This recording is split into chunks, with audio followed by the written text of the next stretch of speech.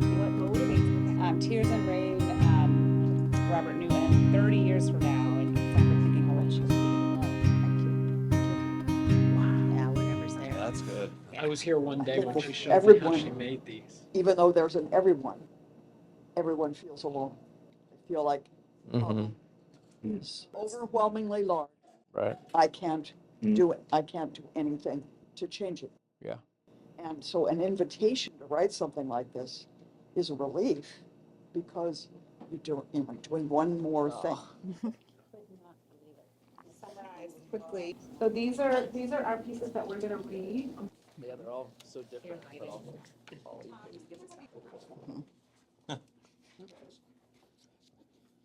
Thank you. This is such an honor to be able to read this piece, this request from the Cape Ann Climate Coalition to write this article, starting to work with the Cape Ann Climate Coalition, started to get things stirring in me as far as what I want for my child. Before I had a child, I loved the ocean, but being a parent and wanting to be able to get your kids somewhere where they can just run free and be safe, beaches are my sanctuary. And so to be asked to write this piece, I wrote about the ocean, and it's called Our Beloved Sea. To say, too, I'm just so grateful to have this opportunity to then bring what we're doing to life. I love to bring things to sound and visual, so this will become a program that we can share with the community. And your song will be worked in, and just my hope is our words and our voice and our vibration will create a ripple effect. And we'll see in our children, if anything, my daughter is here with us today, and she was here on the film. This recording this film, my hope is someday she'll know, oh, that's what all my friends that that I know so well were doing, and she'll be inspired too. So Our Beloved Sea. I am someone who tends to focus on talking about what's going right in the world. So it's unusual that I found myself attending a Cape Ann Climate Coalition roundtable to discuss the climate crisis on Cape Ann this spring. I was moved by a story someone shared about our mussel beds deteriorating and the ripple effect this can have on our ocean's ecosystem. The beaches are a huge part of how I live my days and what I love most about being here on Cape Ann.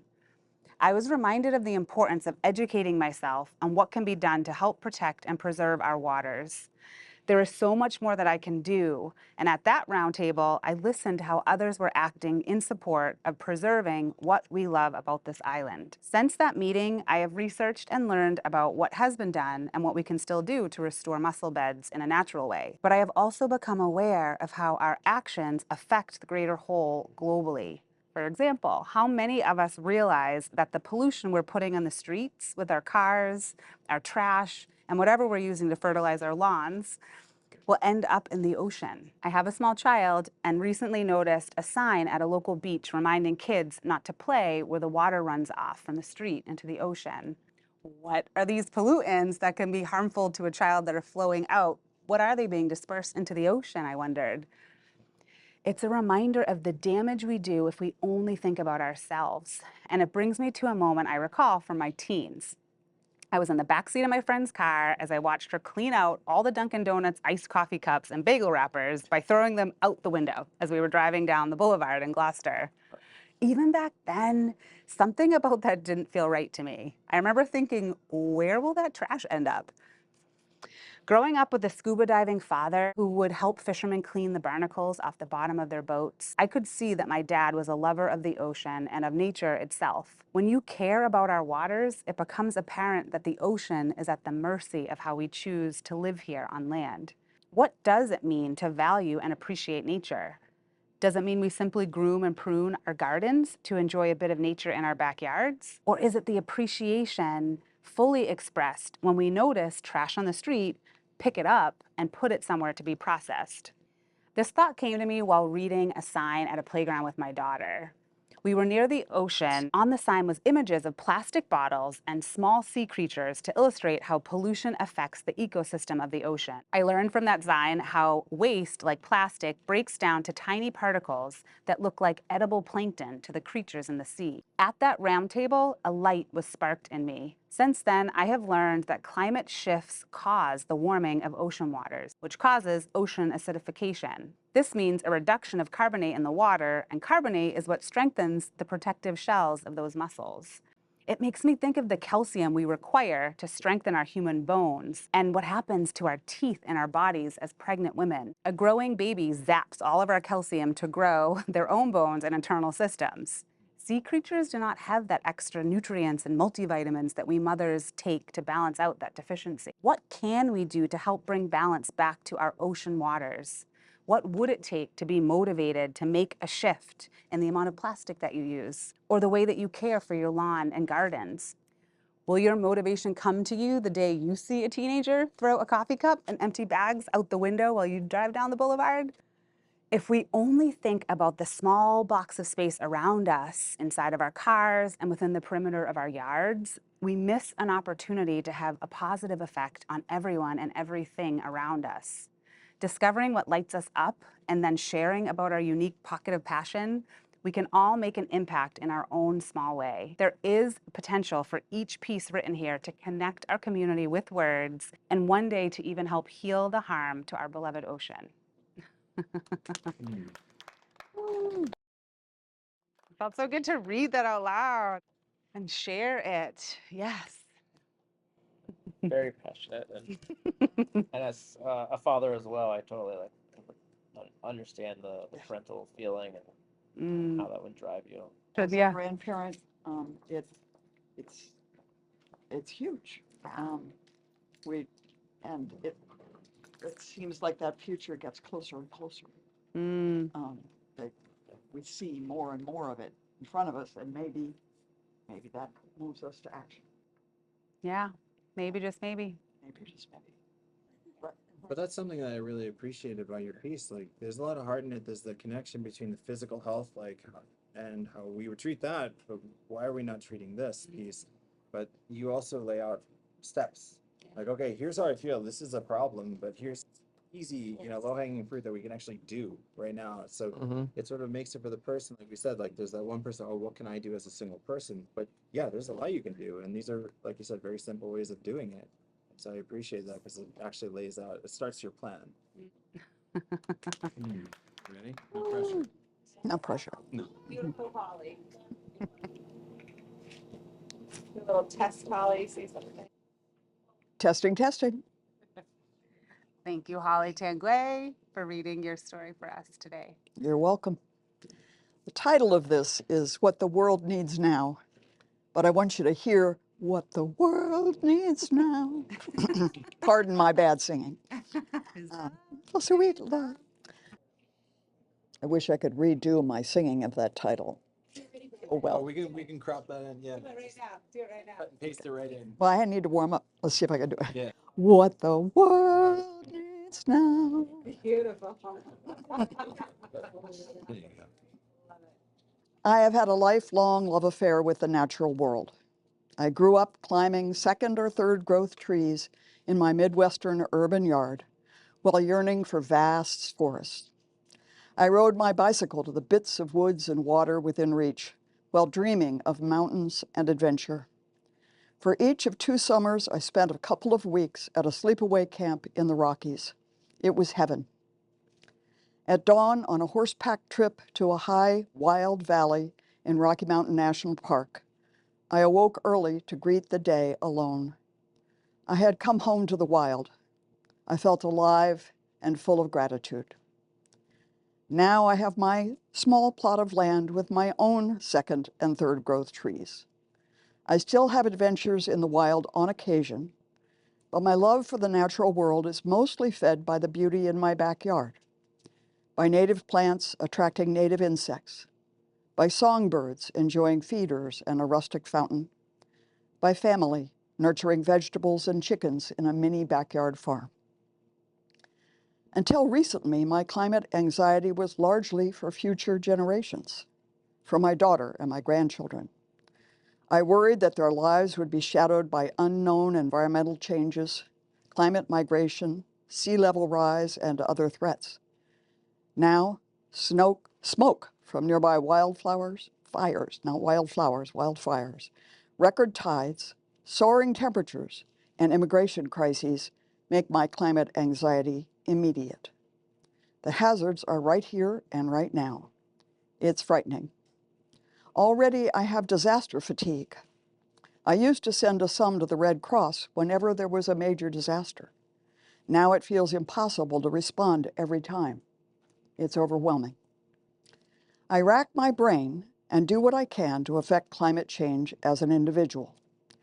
Install energy-efficient mini-splits, evaluate my roof for solar, buy renewable energy through the city, limit air travel, combine car errands into as few trips as possible, buy organic foods and eschew pesticides in my yard, buy little, buy local, and buy what used when possible, and of course, compost and recycle.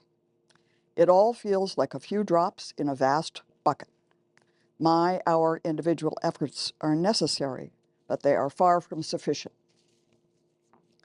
To affect climate change on a larger scale, I join local and national organizations like Town Green, the Audubon Society, the Nature Conservancy, and the Environmental Defense Fund. I vote for candidates who take climate change seriously. I sign petitions and send letters urging policymakers to support climate action. I join Cape Ann Indivisible and participate in standouts and marches, hoping to restore our national commitment to democracy, civil liberties, and climate action. These steps feel like a few more drops in the bucket, but still far too little. Sometimes I despair, and sometimes I bury my head in the sand. Yet to me, hope is a moral obligation. I love the world, my small, beautiful world right here at home, and the vast, astonishing world beyond my doorstep. That love requires hope, and it requires action. Recently, as I was lifting my head out of the sand yet again, I called Town Green to ask, what can I do? They asked for help with some projects that required more skill, knowledge, or time than I have. To those, I had to say no. But when they asked for help with local salt marsh monitoring and with an essay about my own climate anxiety and actions, I said yes. Someday, I hope to help Town Green push for greater solar energy production by businesses on Cape Ann.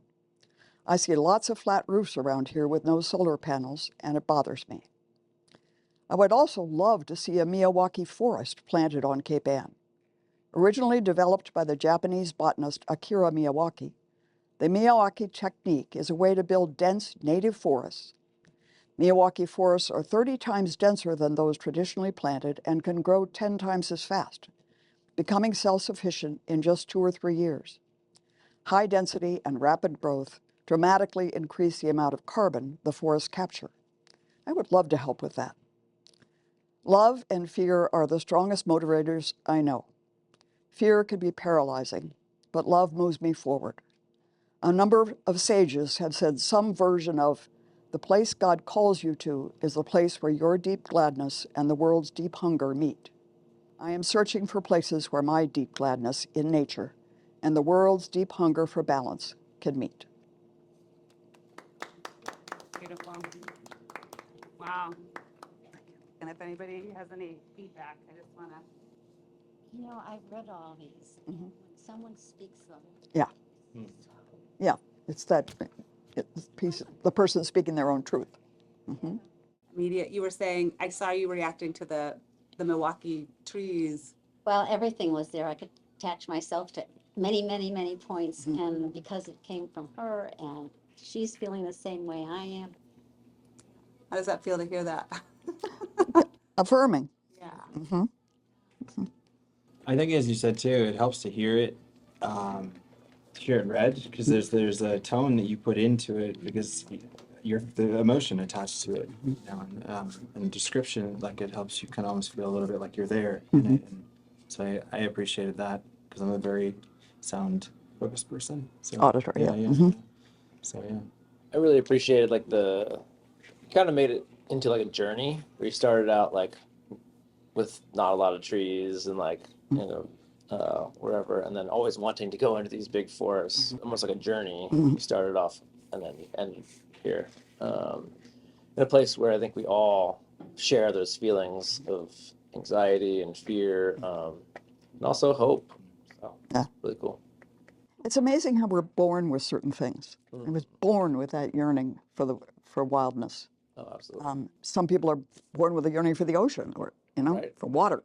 I mean, And- and it's yeah. ingrained in our DNA. I mean, Yeah. I teach this as part of my foraging classes, is that we've been a part of the environment for almost all of our human history, 10,000 plus years. Yeah. And yet here we are in the last 100 to 200 years where we've basically taken a knife and just chopped that connection. But it's still in our DNA. We still yearn and need that connection, or we are stressed out or not having fun. And if you're living in a high-rise apartment, you still have to get out into the parks. It doesn't matter how city-ized you are, your soul still yearns for being out in nature and rebuilding that connection. No matter how much we try to disconnect it with the grocery stores and like completely separating our society and our lifestyles from the natural world, we're still connected on a spiritual level. And our disconnection is a lot of the source of the problem. Absolutely. Yep. We're not living in harmony. 100%. Vertical living efforts Denmark was leading. And if you go up to Manina's World in Montreal, which they've converted into Echo, I forgot what the name of it is, they talk about it. And what it is put everything that you need in a vertical place, and then what we would call zoning today, make sure you've got adequate space around it. Because what we've done incorrectly is not given ourselves space, not given wildlife space. Like we've wiped out species by inadvertently just stopping them from breeding. Well, guess what? Humans are the same kind of way. We just are surviving because, well, arguably we maybe shouldn't. Right. That's right. Or maybe they were on the verge of not. My 9-year-old granddaughter says that the world would be a lot better off if there weren't humans. Well, I think She's 9. I think one thing we can do our efforts towards wildlife. We used to live the shortest lifespan. We very quickly figured out how to live longer. They're right now finding out some animals probably have the capability of living 500 years, but they get killed off. Wow. Thank you, Clay Kern. We're so excited to have you read your piece here. Thank you. I appreciate the opportunity.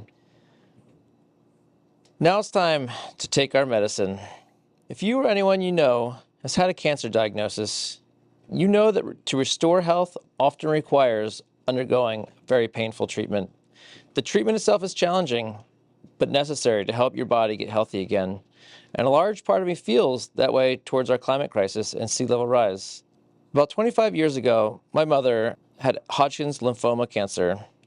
Today, she is alive and well because she was willing to give up a year of her life to undergo the chemotherapy that allows her to be alive today.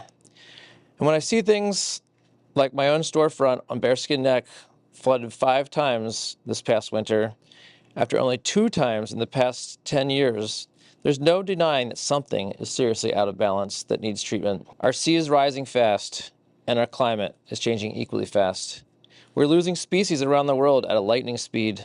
Climate change is destroying our way of living, our economy, and our society. Reducing our carbon output in every way possible while taking care of our vulnerable populations is sort of like getting that chemotherapy to stop the cancer. You know it's going to be the most painful thing that you've ever experienced. You know you're going to lose your hair, not be able to eat, and inject life-altering medicine/poison into your body.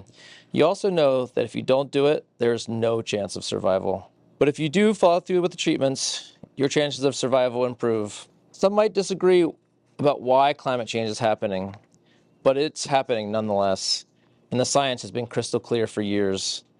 People that live and work closely with the natural world, like myself and John Porter, owner and manager of Roy Moore Lobster of Rockport, we see these things firsthand.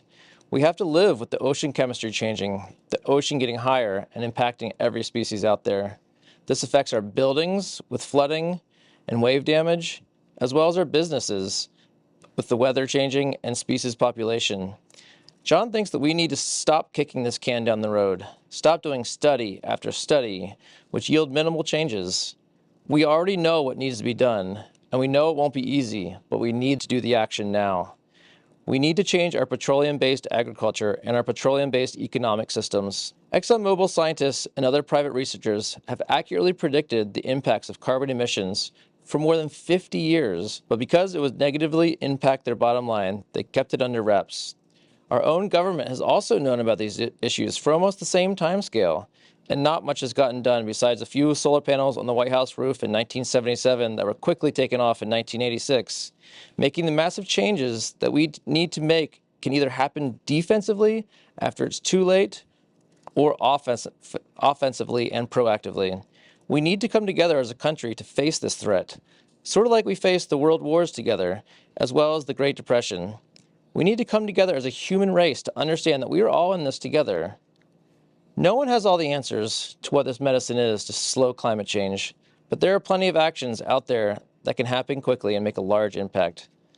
Some of what I claim would be the low-hanging fruit to help us reduce our climate change emissions: find and fix large methane leaks from landfills, require all food waste to be composted, reduce our meat intake, begin investing in our electrical grid more, changing and installing electrical storage systems, and electrifying everything possible. And this could also be balanced with some micronuclear plants. Things we need to prepare our ocean waterfronts defensively: stop insuring and having our taxpayers fund the replacement of flood-destroyed homes.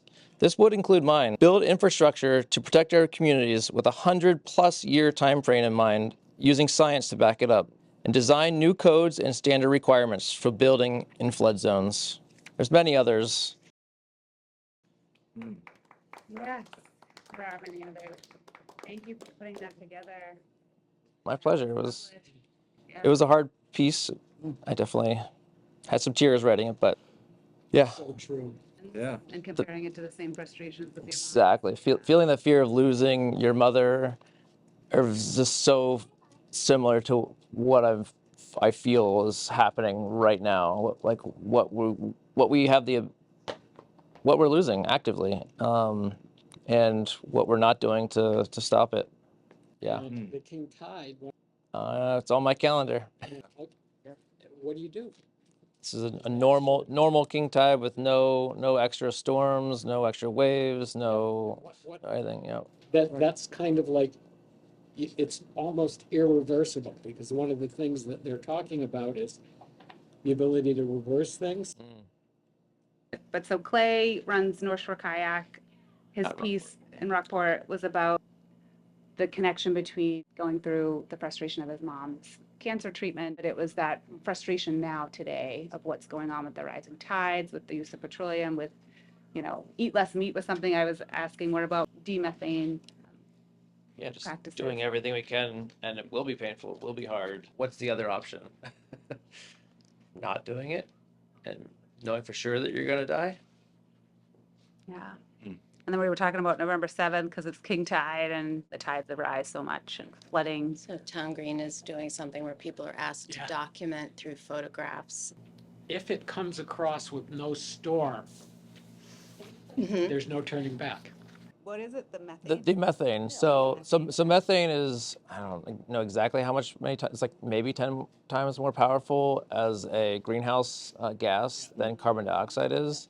And so a large portion of the greenhouse effect could be reduced if we took steps of like decreasing methane output, whether it's animals and farming, whether it's composting, whether, and also our landfills. Oil production right. and oil pipelines, there are old wells, there's Massive. And the Nature, I haven't heard anything about it since it launched, but the Nature Conservancy paid for a satellite to monitor methane and finding those sources and stopping them. Amazing. A little bit this way. Which way is? To your right. Yeah. That's wonderful. You gonna sing for us? I didn't know that. Am I singing? Does everybody have to sing? Yes. Everybody's got to like sing their title. I get one take.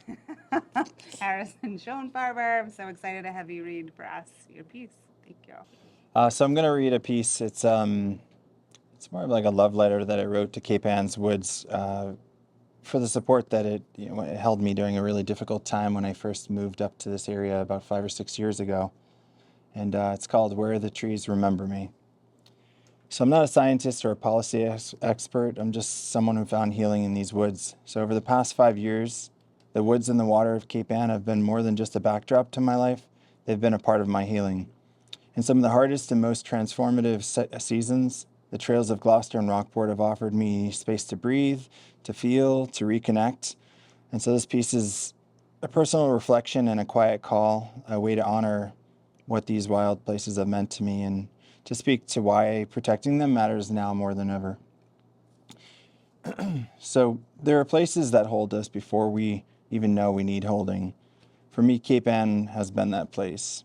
Not just for the salt air or the crashing tides, but for the stillness in the middle, the woods, the trails, the moss-covered stones that seem to whisper something true when the rest of the world feels too loud. Over these past 5 years, through heartbreak, grief, growth, and recovery, I've kept coming back to the forest, not to run away from life, but to move more honestly through it. It started with Ravenswoods.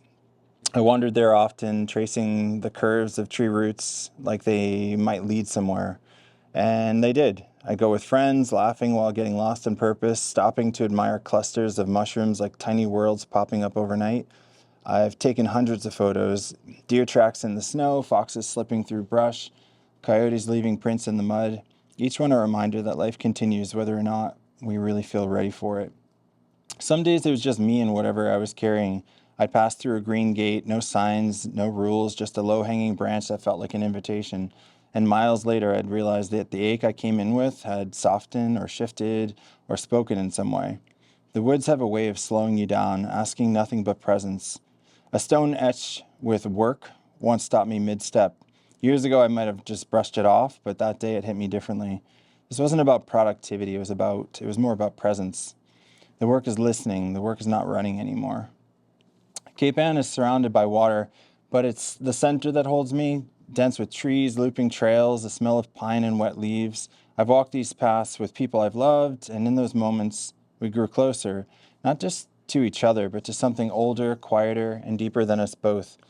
These woods hold stories. They've held my silence, my joy, my sorrow, my returning, and one morning I passed a stone carved with "Be True," and it really stopped me cold. And in that quiet, it echoed louder than anything. Just be true to who you are, to your voice, to your weirdness, your softness, your strength. In a world that constantly asks us to shrink, these woods reminded me to expand. Another time, after spiraling into thought for hours, I finally hit a quiet stretch around mile 5. And out of nowhere, a melody from a kid's song I wrote years ago popped into my head, and I laughed. And right then, I turned a corner and I saw this word, ideas, glowing on a sunlit stone. And a message, maybe a reminder that joy, creativity, and connection aren't extras. They're the whole point. And sometimes it's just this. The world whispers before it roars, birds trading stories of yesterday's wind, deer slipping like ghosts through the trees, leaves trembling with dew waiting on the sun, just me and the earth before the humans take over. So nature has never asked me to be perfect, just present. And I'm still learning how to offer myself the same compassion I've spent years offering to others, still learning how to slow down, but I'm not hiding anymore, and that's something. These woods, these trails with their roots and stones and sacred detours, they've helped me come back to myself again and again, and I'm endlessly grateful. But gratitude alone isn't enough. These places, these sacred spaces that have held me and so many others aren't guaranteed. They're not permanent. And they need care, protection, respect. And every time something wild gets developed or paved over, we lose more than land. We lose access to something vital. And it's easy to forget in this sort of rush of life just how much we need these places, not just for play, but for perspective, for reconnection. And I often wonder if these trees helped hold me through some of my darkest days, what might they hold for my kids? Will these paths still be here when they need them? So preserving the wild isn't just about the environment, it's about preserving who we are. Because when we lose the woods, we lose a part of ourselves, the part that listens, that feels, that remembers what matters. So yeah, this is a love letter. It's also a reminder. It's a record, a quiet ask. Let's protect what preserves us. Beautiful. And then it turned into a song. Yeah, so it was yeah, then it turned into a song because I'm a musician, and it just felt like something as I was writing it, that there was something in there and certain words popped out at me, and so I figured let me give it a try. Let me see how this would shape into a song. Yeah, and that just kind of happened. It just started flowing, and it moves it the way that it feels like moving through these woods. It was fun to create, but it also felt like a sort of dedication song to the woods, to the space, to the community, for really carrying me and supporting me through transformation. Can So we hear the song? I can play it for you, yeah. yeah, Yeah. yeah.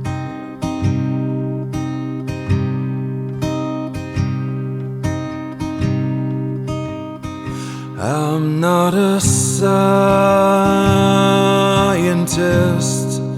not a healer,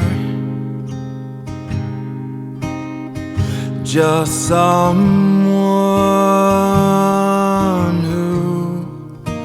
who broke open in the quiet 5 years of walking back into myself through pine and shadow, moss and breath.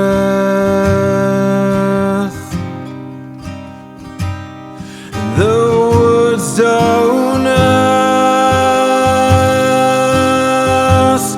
they listen, they hold without trying to fix me. Roots don't rush, they remind that stillness is a kind of motion.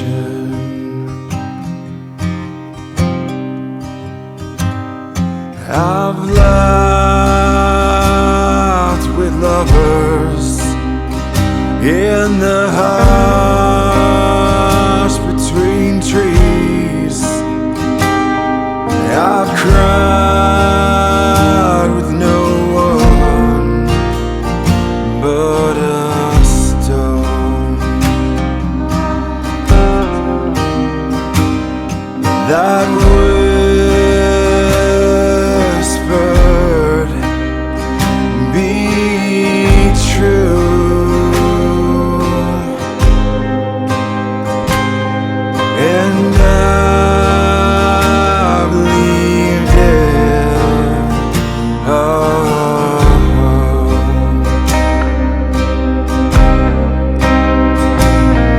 This is the love letter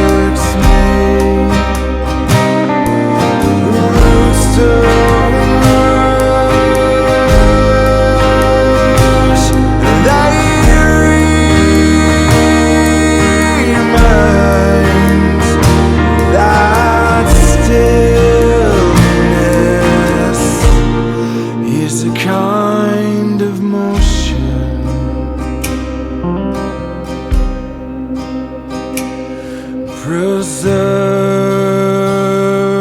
the wild, preserve who we are, and let the forest hold what we forget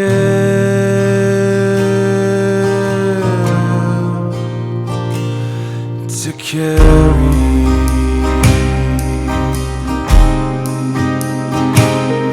To carry.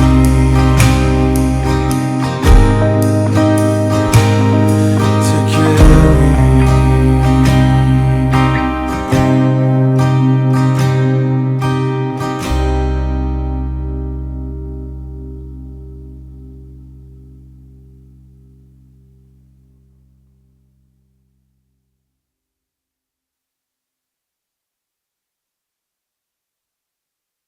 Yeah. But Yeah. I loved it.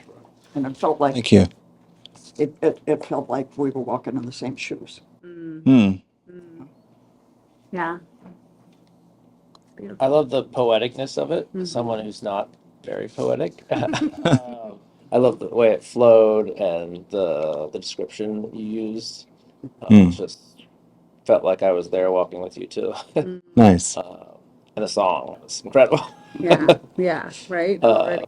Where are those stones, those particular stones? Yes, so there's a trail. I forgot the name of the trail. Yeah, thank you. The Babson Trail. And I just would wander for hours at a time, and you'll see stones I everywhere. know, I've seen the Yeah. stones, but Yeah.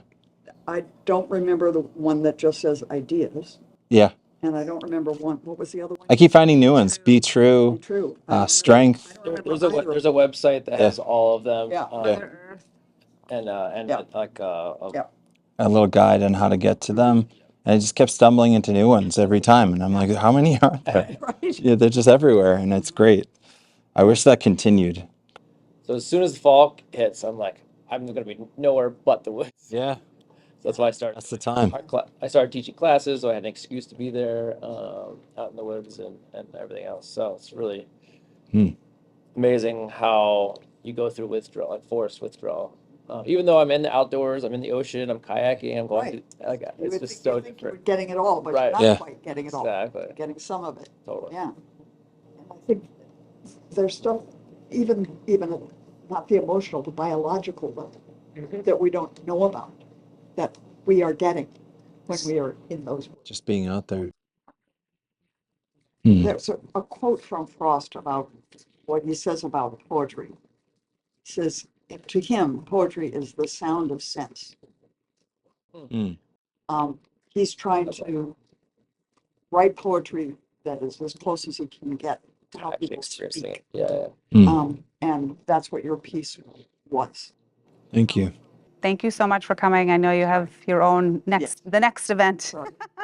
She's a busy woman. Popular. And I'm gonna have to go soon. Yes, it's For Daddy's door. we're at the end, but I just thank you so much for listening and being here. And yeah, any other thoughts just as a whole around what? I got thoughts about. You literally have to go out. There's a line, I guess, of mussels out at sea, but they're starting to get affected now too. And one thing that we don't realize is it affects like the eels. The eels require that water to mate. Yep. Once the eel mates, both the mother and the father, that's it, they're done. Yep. If that doesn't occur, then there are no eel. We're talking like 10,000 glass eels. There are none. And if that doesn't occur, then they're a major food source. And then suddenly, the trickle-down effect, there's nothing. So when I was listening to that, I was like, wow. Well, that sounds like no, salmon jump.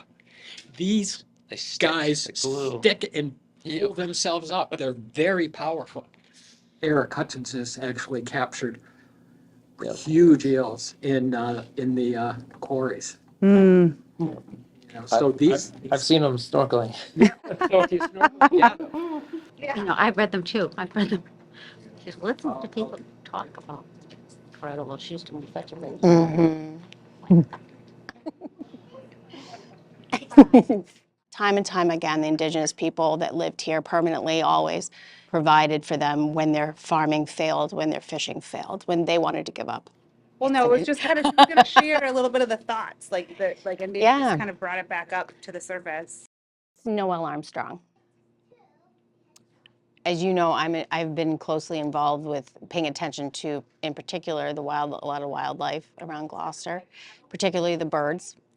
And birds are well known for their ability to kind of be the harbinger or the first messenger, the first sign of change in some ways, other than I'd say insects. It's not quite popular opinion about kind of vaunting the importance of very common birds, i.e. herring gulls, which people don't realize, and I didn't realize until I started to research how could I posit their significance and some level of respect for them that I think a lot of people miss. You say herring gull, is that the seagull? Herring gulls, yes. There's actually no such thing as a seagull. They're all a particular type of gull. We call them seagulls because they typically live by the sea, but they do live inland. So there's herring gulls, there's blackback gulls, greater and lesser. There are ring-billed gulls. They're all over the world, and there's so many types. The herring gulls, they are actually in decline, and they are considered not endangered, but they are threatened. Their numbers have been steadily declining. That may not be obvious to people because of how frustrating they are to some.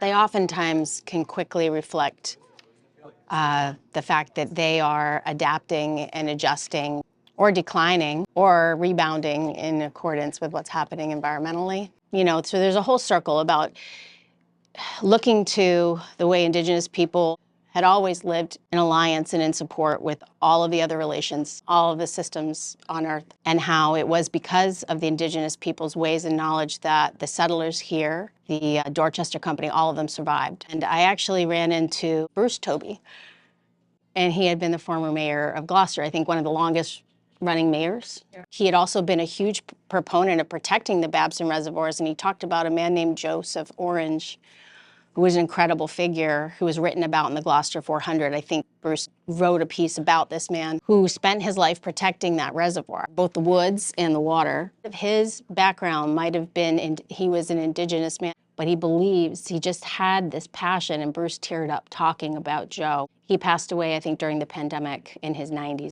How can I correlate all of this to climate change and make this important so people would listen? And something came to me about herring gulls that's remarkable. That is the fact that they desalinate seawater and they're able to adapt and survive.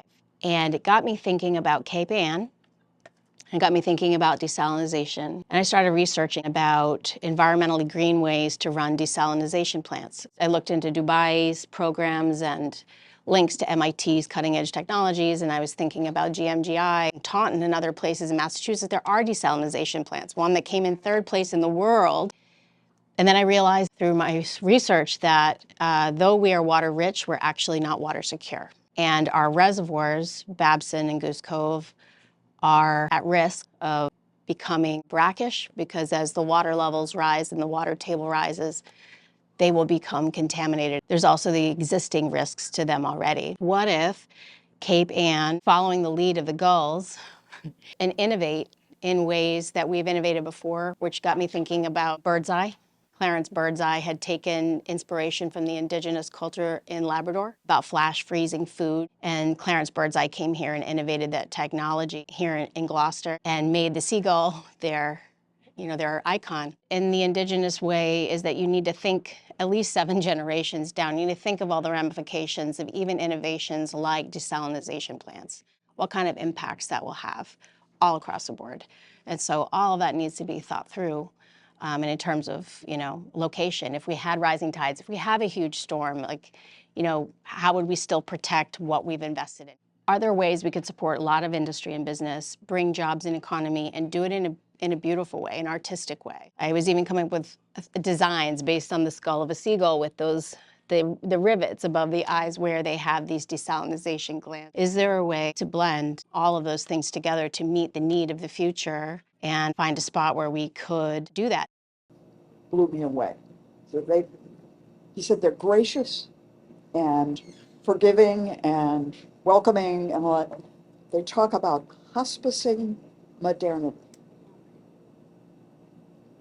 That we need to allow modernity to die and to take from it what we can, and Yeah. that there will need to be an entirely new way of living. And they're That's taking awful, but well said. that phrase, Yeah, hospicing modernity, compresses so much. So, yeah. So wonderful. I'm so glad you were able to come. Do you have a lot of videography experience? I do. I could tell. I could. Yeah, I could. I could Get- tell. get-